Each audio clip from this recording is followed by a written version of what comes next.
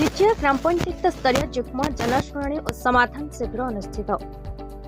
जनसाधारण को मौलिक सुविधा पर प्रति ग्राम पंचायत अधीन जनशुणाणी कार्यक्रम अनुष्ठित होछि।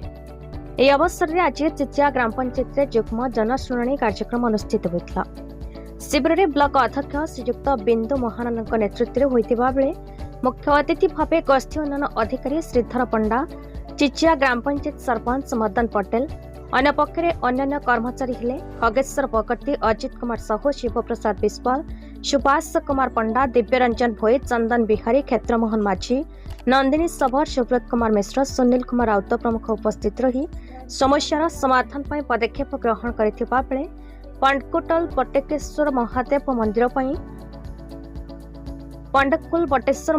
ମନ୍ଦିର ପାଇଁ ଅନୁଦାନ ଯୋଗାଇ ଦେବା ପାଇଁ କମିଟି ପକ୍ଷରୁ ଦରଖାସ୍ତ ଦାଖଲ କରିଥିବା ବେଳେ ନିଶ୍ଚୟ ଅନୁଦାନ ଯୋଗାଇ ଦେବା ପାଇଁ ବ୍ଲକ ଅଧ୍ୟକ୍ଷ ଶ୍ରୀଯୁକ୍ତ ବିନ୍ଦୁ ମହାନନ୍ଦ ଓ ବିଡିଓ ଶ୍ରୀଧର ପଣ୍ଡା ପ୍ରତିଶ୍ରୁତି ଦେଇଛନ୍ତି। ସେହିପରି ବଡ଼ଚେରକା ପଞ୍ଚାୟତର ଗୁଣ୍ଡରି ଗ୍ରାମର ପଦ୍ମାବତୀ ଜାନିଙ୍କୁ ଗାଁ ସାଥୀ ମେଟ୍ରେ ବାଦ ଦେଇ ଅନ୍ୟ ଜଣେ ମହିଳାଙ୍କୁ ଗ୍ରାମର ଜନସାଧାରଣଙ୍କ ଅଜାଣତରେ ପଞ୍ଚାୟତ କର୍ମଚାରୀମାନେ ମନୋନୀତ କରିଥିବା ଅଭିଯୋଗରେ ବହୁ ସଂଖ୍ୟକ ଭାବେ ଗ୍ରାମବାସୀ ବିଡିଓଙ୍କ ନିକଟରେ ଅଭିଯୋଗ କରିଥିଲେ। ଏହାର ପଦକ୍ଷେପ ଗ୍ରହଣ କରାଯିବ ବୋଲି ପ୍ରତିଶ୍ରୁତି ଦେଇଥିଲେ।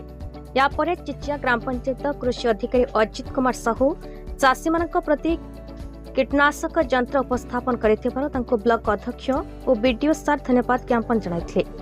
ସେହିଭଳି ବାର୍ଦ୍ଧକ୍ୟ ଭତ୍ତା, ସରକାରୀ ଆବାସ ଗୃହ, ଜମି ମରାମତି ଇତ୍ୟାଦି ବିଷୟରେ ଜଣାଇଥିଲେ।